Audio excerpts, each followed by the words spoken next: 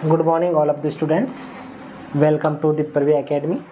This is the best platform for the 10th, 11th, and 12th student. Basically, is the dedication for the board classes 11th, 10th, 11th, and 12th. Today, we will start the transcription and translation.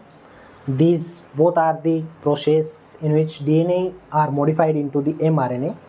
In Hindi mediums, DNA की बात करेंगे. DNA is convert into mRNA. It's called process transcription means अनुलेखन. क्या कहा जाता है इसको? इस प्रक्रिया को कहा जाता है अनुलेखन. जो हमारी बॉडी के अंदर कोशिका के अंदर DNA पाया जाता है, उस DNA के द्वारा mRNA का निर्माण होता है, तो इस प्रक्रिया को कहा जाता है अनुलेखन कहा जाता है. और जब यही अनुलेखन प्रक्रिया को जब आगे की ओर आगे चलते हैं, तो इसी mRNA के द्वारा क्या बनाया जाता है? एक प्रोटीन बनाया जाता है. क्या बनाया जाता है बच्चों? एक प्रोटीन. और उस प्रोटीन की जो ये प्रोसेस है, ये पूरी प्रक्रिया है, उसको कहा जाता है अनुवादन. क्या कहा जाता है? अनुवादन कहा जाता है. तो ये जो सारी प्रक्रिया है वो कुछ स्टेप्स के अंदर चलती है. ऐसे नहीं कि ये सारी प्रोसेस है वो बस एक स्टेप के अंदर ख़त्म हो गई, ऐसा नहीं. उसमें खूब सारे एक एंजाइमेटिक प्रोसेस, यानी ये प्रक्रियाएं एंजाइम के थ्रू चलती है, और उन एंजाइम का नाम होता है जो सबसे इम्पोर्टेंट होता है, और उसका एंजाइम का नाम होता है RNA पॉलीमरेज. क्या नाम होता है? RNA polymerase enzyme. जो ये वाला एंजाइम है वो सबसे इम्पोर्टेंट एंजाइम है, और इसके अलग अलग टाइप होते हैं. कौन कौन से टाइप होते हैं और वो टाइप किस RNA का फॉर्मेशन करते हैं, वो अपन सारे इस प्रोसेस के अंदर पढ़ेंगे. तो सबसे पहले अपन स्टार्ट करेंगे पूरे प्रक्रिया को, अनुलेखन प्रक्रिया को. तो हेडिंग डाल देते हैं अपन अनुलेखन.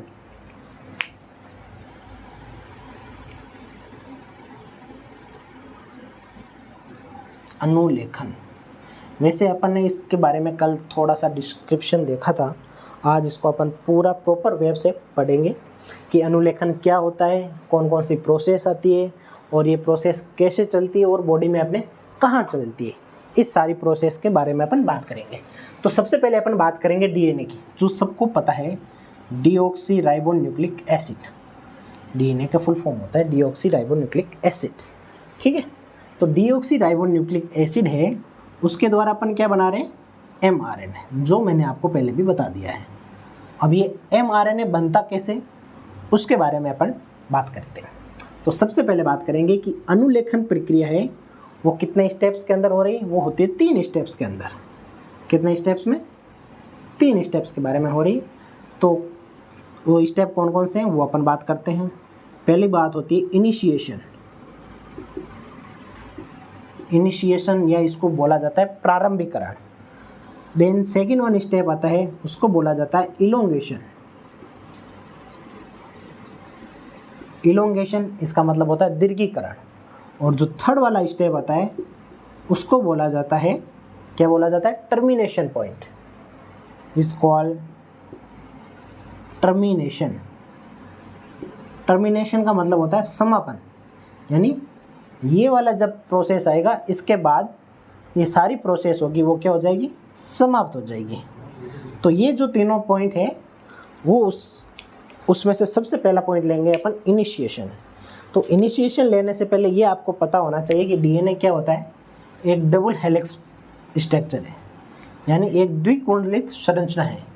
ठीक है. और द्विकुंडलित संरचना है तो ये वाली तो कुंडलित है, तो इसको पहले अपन पढ़ने गए कि इसको एक कोई प्रोटीन के द्वारा इसको ऐसे स्ट्रैंड के रूप में ले लेते हैं.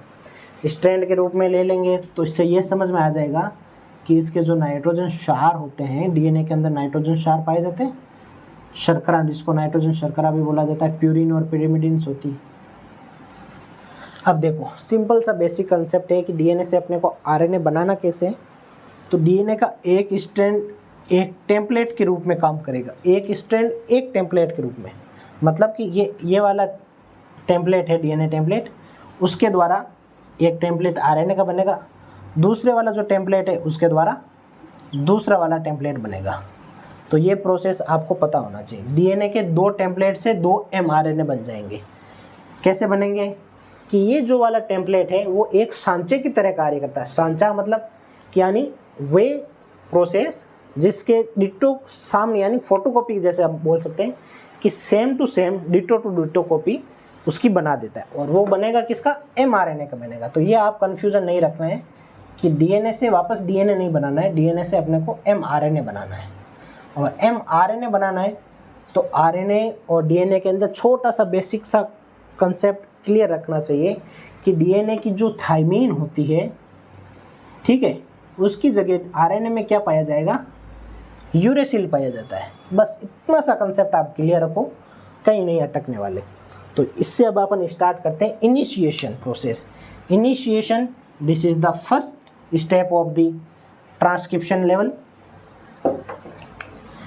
इनिशिएशन में क्या होता है बच्चों? सबसे बस एक सिंपल सी प्रोसेस याद रखो कि इनिशिएशन के अंदर एक आरएनए पॉलीमरेज एंजाइम आएगा।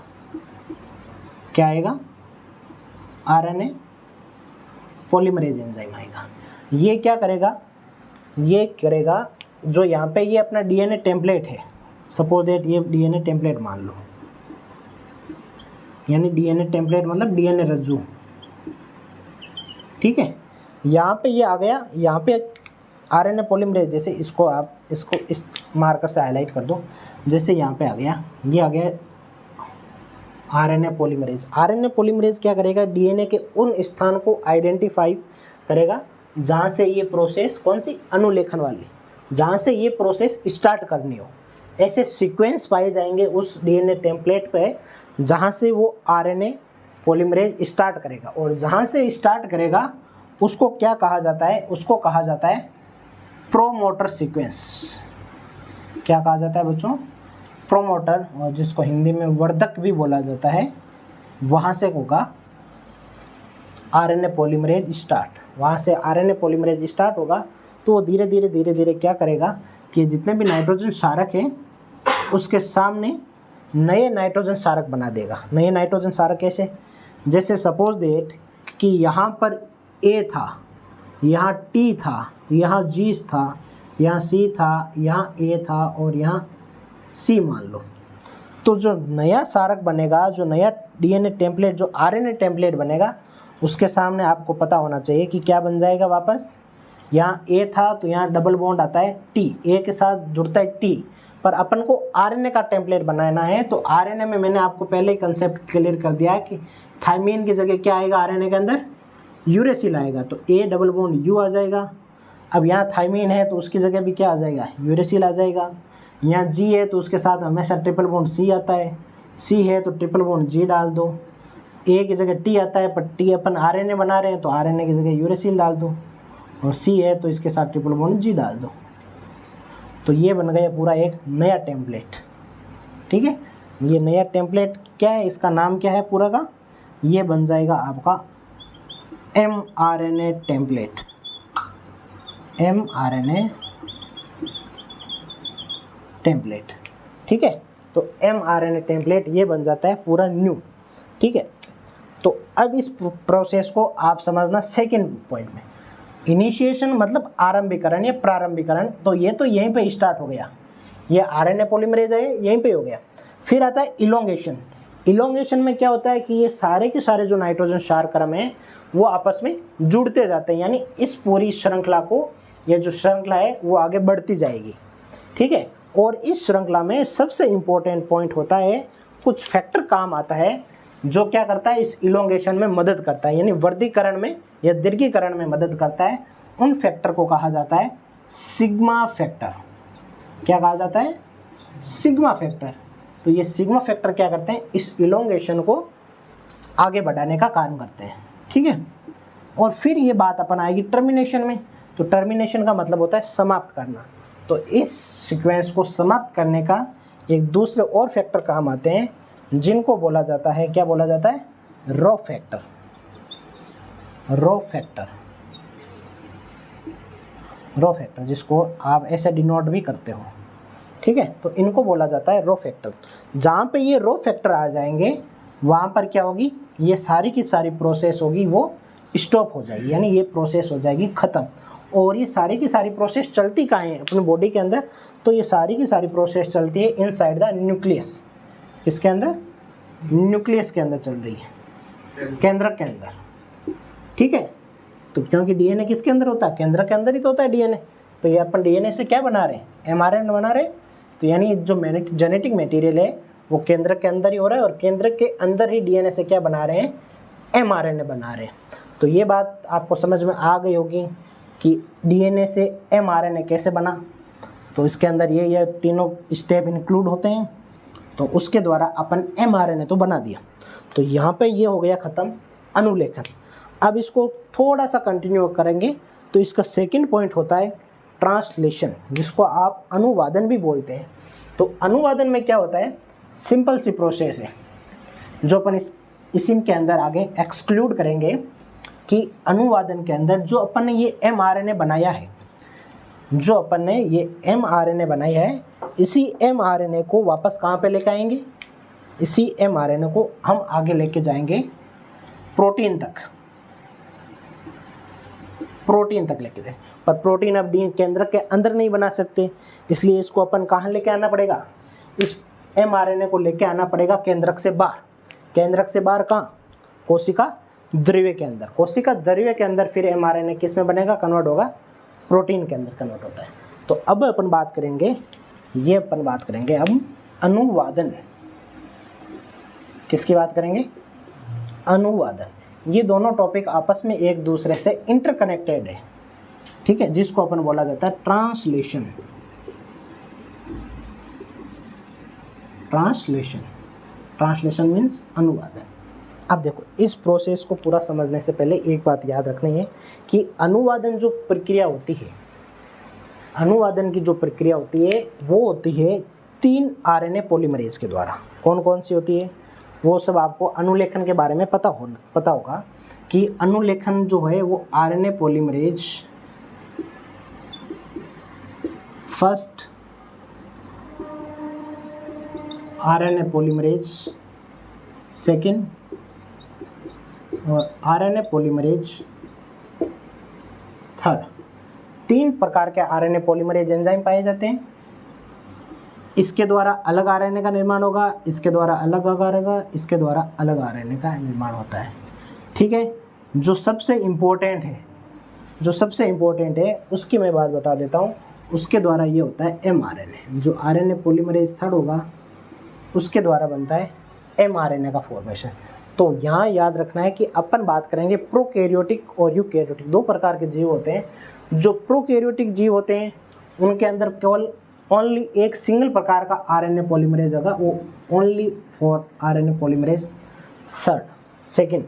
ठीक है, तो आरएनए पॉलीमरेज सेकेंड केवल किसके अंदर होगा? प्रोकैरियोटिक के अंदर। जबकि यूकैरियोटिक के अंदर क्या होने 3 प्रकार के आरएनए पॉलीमरेज एंजाइम पाए जाते हैं। आरएनए पॉलीमरेज फर्स्ट, सेकेंड और थर्ड। ठीक है, तो ये 3 प्रकार के आरएनए पॉलीमरेज एंजाइम पाए जाते हैं किसमें? यूकैरियोट की बात करेंगे। तो मेजरली जो यूकैरियोटिक और प्रोकैरियोटिक ट्रांसक्रिप्शन में फ़र्क है वो बस इतना ही है कि इसमें तीनों आरएनए पॉलीमरेज एंजाइम पाए जाते हैं, जबकि प्रोकैरियोटिक में ओनली आरएनए पॉलीमरेज सेकेंड पाया जाता है। अब बात अपन कर रहे हैं ट्रांसक्रिप्शन की। तो ट्रांसक्रिप्शन के बारे में भी एक छोटा सा बेसिक कंसेप्ट है, वो क्लियर होना चाहिए कि ट्रांसक्रिप्शन जो प्रोसेस होती है उसके अंदर एक एचएनआरएनए,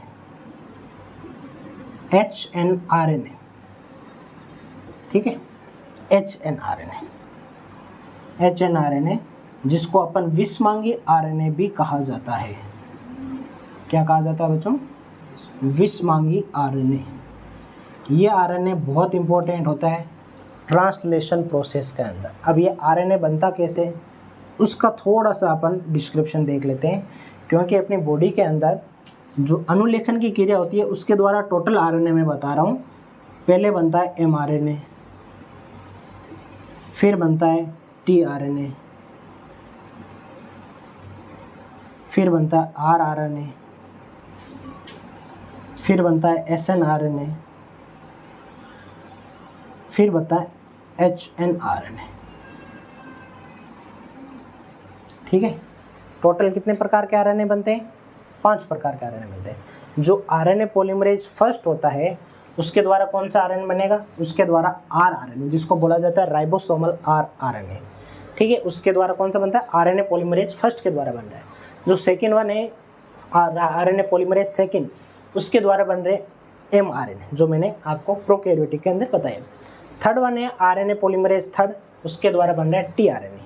ठीक है, टीआरएनए के बारे में आपको एक्स्ट्रा नॉलेज थोड़ा सा रखना चाहिए कि टीआरएनए की जो स्ट्रक्चर थी उसके लिए डॉक्टर हरगोविंद खुराना को नोबेल प्राइज़ भी मिला था, जिसको क्लोवर लीफ मॉडल भी बोला जाता है। तो ये छोटी सी एडिशनल इन्फॉर्मेशन है जो आपको याद रखनी होती है। तो मैं बात कर रहा हूँ एचएनआरएनए की, जिसको बोला जाता है विस्मांगी आरएनए। जब डीएनए यानी अनुलेखन की क्रिया जब होती है कंप्लीट, तो एचएनआरएनए बनता है, क्योंकि अपन कह रहे हैं कि एचएन जब अनुलेखन की क्रिया होती है तो टोटल 5 आरएनए बन रहे हैं, जिसमें से जो एचएनआरएनए होता है वो काम आता है वापस ट्रांसलेशन के अंदर, यानी अनुवादन के अंदर। तो अनुवादन के अंदर जो काम कहाँ आएगा उसको अपन बता दें। एचएनआरएनए का काम होता है स्प्लाइसिंग। कहाँ काम आता है, स्प्लाइसिंग के अंदर काम आता है। अब आप पूछोगे कि स्प्लाइसिंग क्या होता है सर, तो स्प्लाइसिंग का काम होता है कि कहीं कहीं जो बीच में से खंड होते हैं डीएनए के अंदर, उनके अंदर गैप आ जाता है, उन गैप को हटाना। जैसे यहाँ पे हो गया इंट्रॉन, यहाँ हो गया एक्सॉन, यानी डीएनए से, डीएनए का जो पार्ट है उसमें से इंट्रॉन को हटा देना। इंट्रॉन क्या होते हैं, इंट्रॉन उनको कहा जाता है जिन पे नॉन कोडिंग सीक्वेंस होती है। नॉन कोडिंग सीक्वेंस यानी उनके ऊपर कोई सीक्वेंस नहीं होती। कोई सीक्वेंस नहीं होती इसका मतलब क्या है कि उसके ऊपर ना तो कुछ भी जेनेटिक मटेरियल वाली सीक्वेंस नहीं होती। जेनेटिक मटेरियल वाली सीक्वेंस जिसके ऊपर ना तो नाइट्रोजन क्षार यानी प्यूरिन और पिरिमिडिन कुछ भी नहीं होता है। प्यूरिन पिरिमिडिन नहीं होगा तो आनुवांशिक कूट यानी जेनेटिक कोड नहीं बनेंगे। जैसे अपन यहाँ पे बना रहे थे ना, ए डबल बॉन्ड टी आ रहा है, जी ट्रिपल बॉन्ड सी आ रहा है, तो यहाँ पे जो इंट्रॉन पोर्शन होता है, इंट्रॉन जैसे यहाँ पे, तो यहाँ पे ये होते नहीं है, यानी नाइट्रोजन क्षार नहीं होते।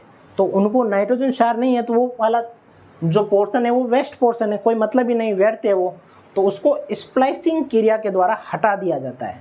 किसको, कौन से पोर्शन को, इंट्रॉन वाले पोर्शन को हटा दिया जाता है। जब डीएनए से इंट्रॉन वाले पोर्शन को हटा दिया जाता है तो उसको बोला जाता है स्प्लाइसिंग प्रोसेस। डीएनए से इंट्रॉन प्रोसेस को, इंट्रॉन पार्ट को हटा देना स्प्लाइसिंग प्रोसेस कहलाता है। और इसके अंदर सबसे इंपॉर्टेंट रोल कौन प्ले करता है, एचएनआरएनए, जिसको विस्मांगी आरएनए कहा जाता है, वो करता है। और फिर बाद में एक एंजाइम आता है जिसके द्वारा जो ओनली एक्सॉन एक्सॉन पार्ट रहेंगे बीच में। अब देखो यहाँ से एक सिंपल सा प्रोसेस देखना, यहाँ से आप ये वाला पोर्शन हटा रहे हो, यहाँ से ये वाला पोर्शन हटा रहे हो, तो यहाँ तो गैप हो गया ना, यहाँ गैप आ गया, जैसे यहाँ पे गैप आ गया, अब यहाँ गैप आ गया। तो इस गैप है, ये वाला जो ये वाला गैप है, ये वाला गैप, इसको अब आप डीएनए को वापस पूरा फिल तो करोगे। ये तो डीएनए छोटे छोटे टुकड़ों में हो गया, इस छोटे छोटे टुकड़ों को वापस एक एंजाइम के द्वारा भर दिया जाता है, जिसे लाइगेज एंजाइम कहा जाता है। लाइगेज क्या करता है, इन छोटे छोटे टुकड़ों को जोड़ देता है। तो परस्पर कौन जुड़ जाएंगे, अब इंट्रॉन जुड़ गए, बस ओनली क्या है, एक्सॉन है। तो ये अब इसके अंदर सारे जेनेटिक कोड सीक्वेंसिंग में पाए जाते हैं, इसलिए ये लाइगेज एंजाइम के द्वारा एक्सॉन को परस्पर जोड़ दिया जाता है। ठीक है, तो ये आपको प्रोसेस पता होनी चाहिए, तब अपन आगे ट्रांसलेशन के बारे में बात कर सकते हैं। ठीक है, तो अब थोड़ा सा इसको और विस्तारित रूप से पढ़ लेंगे कि स्प्लाइसिंग के अंदर भी होता क्या है। स्प्लाइसिंग के अंदर एक 5 प्राइम और एक 3 प्राइम होता है। ठीक है, तो एडिनाइलेशन होता है और जीजीपी एमजीपीपी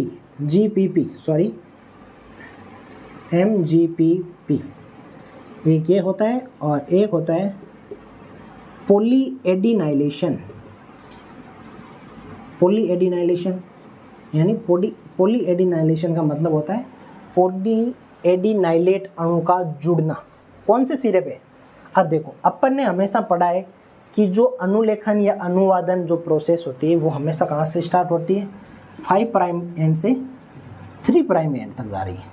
यही पढ़ा है अपन ने, 5 प्राइम से 3 प्राइम। अब एक बात याद रखना सबसे इम्पोर्टेंट होता है कि एमजीपीपी हमेशा एड कहाँ पे होता है, 5 प्राइम एड, 5 प्राइम एंड पर क्या होगा, ऐड होगा MGPP। अब GPP की फुल फॉर्म भी आपको थोड़ी सी पता होनी चाहिए कि गाइनोसाइन पायरोफॉस्फेट। जैसे ATP की फुल फॉर्म क्या होती है, एडिनोसिन ट्राइफॉस्फेट होती है, वैसे इसकी होती है गाइनोसाइल पायरोफॉस्फेट। ठीक है। फिर होती है पॉली एडिनाइलेशन। पॉली एडिनाइलेशन का मतलब होता है कि यहाँ पे क्या होगा, एडिनाइलेट अणु हैं, वो कहाँ जुड़ता है, इसके एडिनाइलेशन का मतलब होता है पॉली एडिनाइलेट जुड़ता है 3 प्राइम एंड पर। तो ये आपको थोड़ा सा हो सकता है आपको याद रखने में परेशानी हो, पर इसको थोड़ा सा पढ़ोगे तो आराम से इजीली ये याद रह सकता है। GPP जुड़ता है 5 प्राइम एंड पे और एडिनाइलेशन होता है 3 प्राइम एंड पे।